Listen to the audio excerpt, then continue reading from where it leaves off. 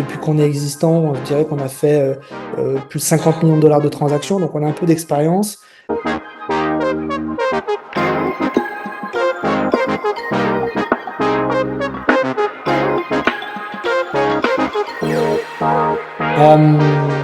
J'avance désormais eh bien, sur des choses un petit peu plus, on rentre un peu plus dans le vif du sujet, et je vais vous donner ainsi un peu plus mon avis et mon expérience sur l'accompagnement eh bien, des centaines d'investisseurs qu'on a fait.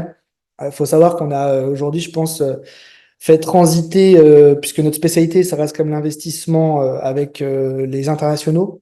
Alors, on a aussi des clients américains, mais globalement, chaque année, on fait au moins 10 millions de dollars de transactions immobilières. Depuis qu'on est existant, je dirais qu'on a fait plus de 50 millions de dollars de transactions, donc on a un peu d'expérience et sur différents types de biens.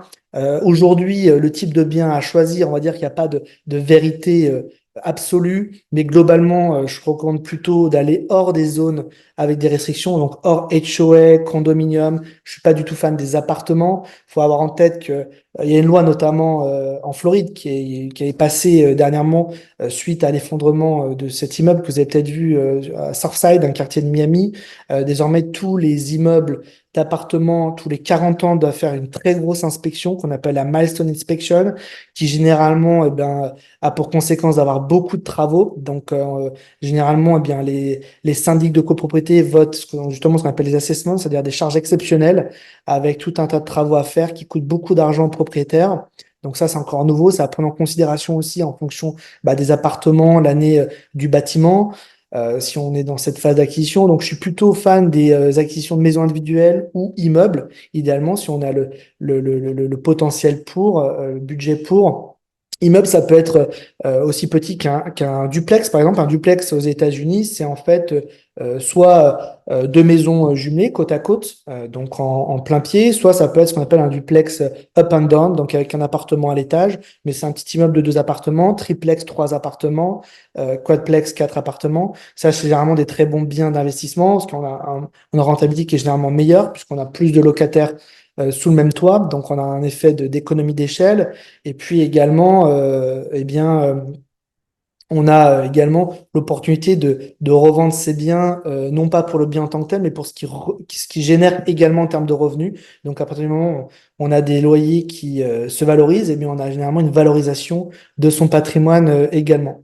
Donc voilà, mon point de vue aujourd'hui, c'est plutôt maison individuelle et multifamily. Les maisons individuelles sont aussi très intéressantes parce que demain, quand vous devez les liquider, les revendre, il faut toujours être dans cette phase, quand on achète aussi, de penser à l'avenir et à la revente. Ce sont des biens qui vont pouvoir intéresser tout un tas de personnes. Donc, pour la résidence secondaire, si on est dans une zone où il y a, c'est un centre de villégiature, donc il y a des gens qui recherchent de la résidence secondaire. Ça peut être également son locataire qui rachète le bien, ça arrive, hein. Il y a de plus en plus d'offres qu'on appelle des rent to buy, donc des locataires qui se mettent en position d'acheteurs et qui font des propositions à leurs propriétaires pour racheter le bien. Ça peut être également des gens qui vont en faire l'acquisition pour une résidence principale parce qu'ils vont vouloir, la maison leur plaît, ils vont vouloir l'acquérir, ou ça peut rester tout simplement une propriété d'investissement. Des maisons sont aussi des bonnes propriétés d'investissement, évidemment. Donc ça peut être aussi intéressant de ce point de vue. La maison est probablement le meilleur bien en termes de liquidité, à mon avis, sur le marché aujourd'hui. Après, il faut également effectivement choisir les bons endroits. C'est ce qu'il y a de plus important et aussi choisir le bon bien, c'est-à-dire le nombre de chambres, qu'est-ce que le marché recherche, aussi bien à location, mais demain regarder à la revente, la taille du bien.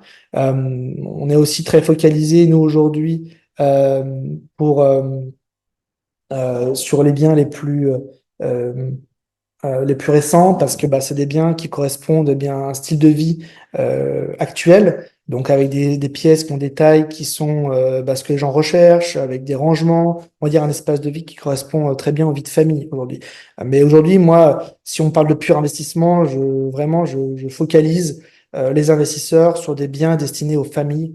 C'est pour moi en termes de stabilité de revenus ce qu'il y a de mieux, en termes aussi de maintenance, parce que on a des gens qui sont plus impliqués dans les biens, plus respectueux, et puis aussi qui ont une forme de stabilité, qui vont rester plus longtemps avec leurs Surtout, enfants. n'hésitez pas, si vous voulez en savoir plus, voir la rentabilité de ce type de bâtiment ou la rentabilité d'une maison individuelle, le prix d'un duplex ou le prix d'une maison individuelle, une seule adresse, contact@investir.us, ou le lien directement en description. Vous soumettez votre projet et puis on prend contact avec vous sous 24 à 48 heures.